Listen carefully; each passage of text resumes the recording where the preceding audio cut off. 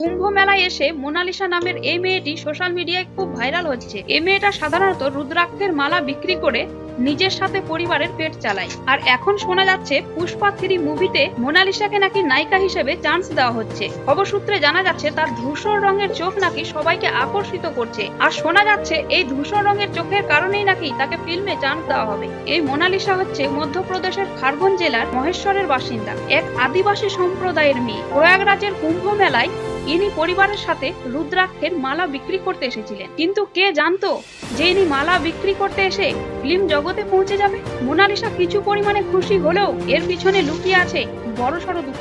मैंने यहाँ जबरदस्ती मेरे पापा का नाम लेके आया कि आपके पापा ने मुझे भेजा।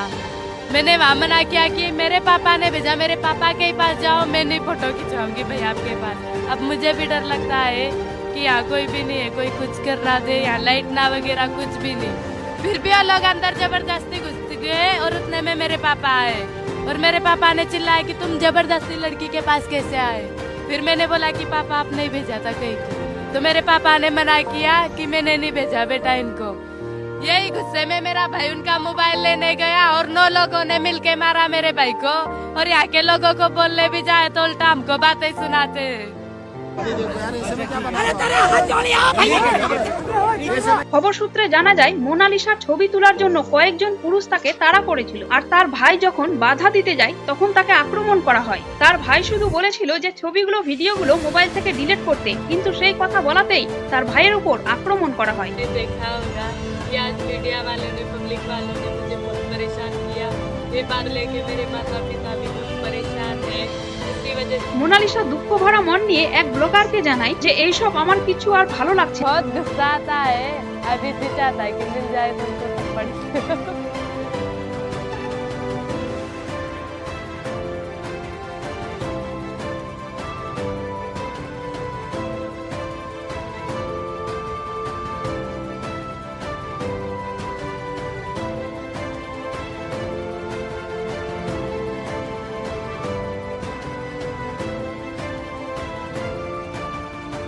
हमारे को क्या लेना देना, हमारे पास चुटकी है ना हमारी, वो चुटकी में हमारे को। आप लोगों को नहीं लगता कि हम भी स्टार बनते, हमारी भी बेटी स्टार बनती है? स्टार के पीछे पीछे करोड़ों पब्लिक भागती है, हमें नहीं भागाना है।